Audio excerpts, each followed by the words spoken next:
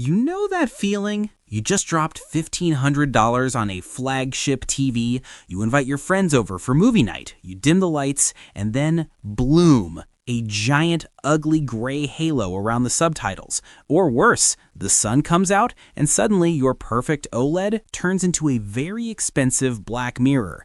It's December 2025. We were promised the future. We were promised that mini-LED was finally going to be the OLED killer, that we could get perfect blacks and blinding brightness without burning a hole in our wallets or our screens. But here's the truth nobody at the store will tell you. Most of these TVs, they are lying to you. They slap 5,000 nits on the box like it's a high score in a video game. They talk about dimming zones like more is always better. But I've spent the last 3 weeks testing the top contenders, from the budget kings to the wallet-destroying flagships, and I found things that honestly pissed me off. We're talking about panel lottery failures on TVs that cost $1,000. We're talking about gaming modes that ruin the picture quality just to save 2 milliseconds of lag. But I also found 2 TVs that actually live up to the hype.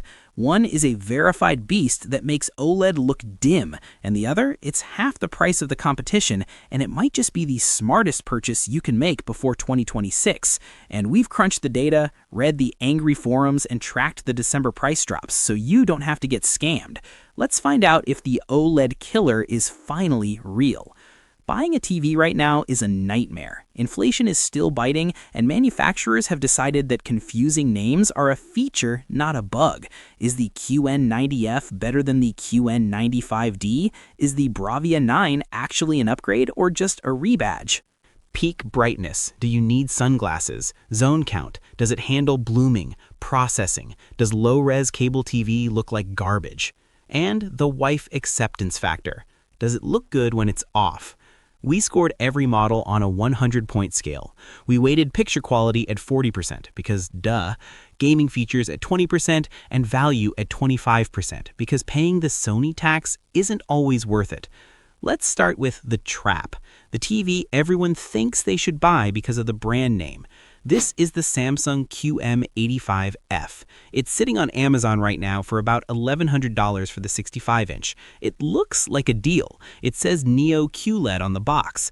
But here's the problem. It uses an ADS panel. In plain English, the contrast is weak. In a dark room, blacks look gray. And for $1,100, that is unacceptable in 2025. It's a name brand tax trap. Avoid it. Now let's pivot to something that isn't flashy, but is arguably the safest bet on the market. Enter the Sony Bravia 7. This is the successor to the X93L. It's not the flagship Bravia 9 everyone's screaming about. We'll get to that monster later. Brightness, 2,000 nits. Zones, approximately 800. Score, 84 out of 100. Here's the thing about Sony. They don't have the most zones, they don't have the highest brightness number, but their processing chip is magic. You can feed this TV a grainy 720p football stream and it cleans it up beautifully. It's the Toyota Camry of mini-LEDs. It's not going to win a drag race against the Chinese brands, and it's a little pricey at $1,600, but it just works. No weird bugs, no crashing menus. But if you want excitement, if you want to see what this tech can actually do, you need to look elsewhere. But let's be honest, you didn't click on this video for safe. You clicked because you want a TV that makes your friends jealous. You want the OLED killer. And right now, the loudest assassin in the room is the TCL QM8 series. If the Sony is a Camry, this is a Dodge Hellcat. The specs are frankly ridiculous. We measured peak brightness hitting over 5,000 nits on a 10% window. For context, most OLEDs struggle to hit 1,500. Watching Mad Max on this thing isn't just a movie, it's a physical event. When an explosion happens, you actually squint. It dominates bright rooms. If you have floor-to-ceiling windows, this is the TV that fights the sun and wins. The black levels are shockingly deep too, thanks to over 5,000 local dimming zones on the 85-inch model. But muscle isn't everything. Here's the catch. While the TCL is blindingly bright, it's not always smart. In really complex scenes, like a starry night or a smoky room, the processing can get a little aggressive. It crushes shadow detail to make the blacks look darker. It's like the TV is shouting, "Look how black I am," while accidentally hiding the villain lurking in the shadows. And the upscaling, it's fine. Just fine. If you watch a lot of old DVDs or low bitrate YouTube, the Sony destroys this. But for pure 4K HDR impact, the TCL QM8 is the king of wow factor.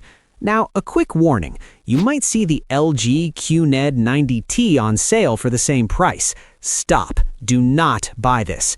LG makes the world's best OLEDs, but their mini-LEDs often use IPS panels. Great for viewing angles, sure, but the contrast? It's tragic. In a dark room, the black bars look like milky gray soup. Unless you need a TV for a sports bar where people are sitting at 90-degree angles, skip it. So, the TCL is a brightness monster and the LG is a pass.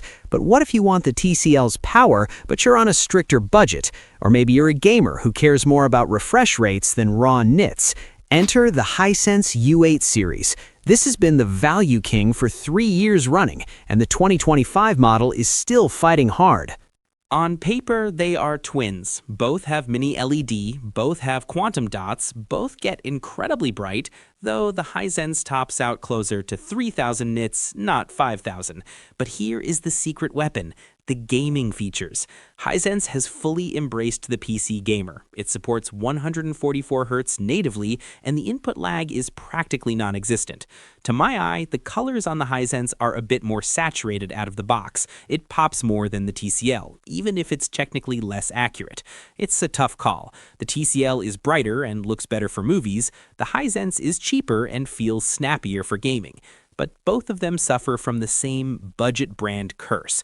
We've seen reports of dirty screen effect, patchy gray spots on the panel. It's a lottery. You might get a perfect screen, or you might get one that looks like a dirty window. If you're willing to play that lottery to save $500, the Hisense U8 is the steal of the season. But what if money is no object? What if you want the TV that actually kills OLED? That brings us to the God tier, the TV that finally solved mini-LED's biggest problem. It's expensive, it's heavy, and it might just be the best TV ever made. But what if you don't care about saving money? What if you're tired of compromises? What if you want the one TV that actually delivers on the promise of the OLED Killer? This is the Sony Bravia 9, and it is without hyperbole the most impressive LED TV ever made. Tech: XR backlight master drive control, 22-bit mini-LED precision, zones around 2,800, but it feels like 10,000. Here is the difference. TCL and Hisense try to win with more zones. Sony wins with better control. They use a proprietary driver that controls the lights with surgical precision. The result? You get the ink black look of an OLED, but with highlights that hit 4,000 nits. It doesn't just display the sun, it feels like the sun. I watched Interstellar on this thing, and for the first time, I didn't miss my OLED. The black bars stayed black. The wormhole was blindingly bright. It's the only mini-LED I've tested that doesn't make me miss the perfect pixels of organic light. But perfection has a price tag. At roughly $2,800, you are paying a premium, and it still only has 2 HDMI 2.1 ports in 2025. Sony, please. But wait, I hear you ask, what about Samsung? The Samsung QN95 series is the only other contender here. It's thinner, it has 4 HDMI 2.1 ports, gamers take note, and the interface is, well, it's Tizen, so it's full of ads. But here's the deal breaker for movie lovers. No Dolby Vision. Samsung refuses to pay the license fee. If you watch Netflix or Disney Plus, you are missing out on the best version of the picture. For that reason alone, the crown goes to Sony. Okay, we've looked at the trash, the treasure, and the overpriced beasts. It's December 2025, you're standing in the store or hovering over the buy button. What do you actually do? Let's break it down by who you are. If you have under $1,000 and you own a PS5 or PC, buy the Hisense U8. It's 90% of the performance for 40% of the price. Just check the panel for dead pixels immediately. If your living room has more windows than a greenhouse, buy the TCL QM8. It's a light cannon. It will overpower the sun. It's not subtle, but it is spectacular. If you want the best picture quality possible without worrying about OLED burn-in, the Sony Bravia mount is the winner. It's the true OLED killer. It's expensive, but it's the first LED TV that doesn't feel like a compromise.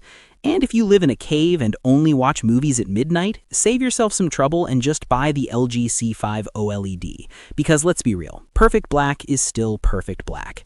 I've linked the best current deals for all of these below, updated for the December drops. Don't pay full price. Thanks for watching, and I'll see you in the next one.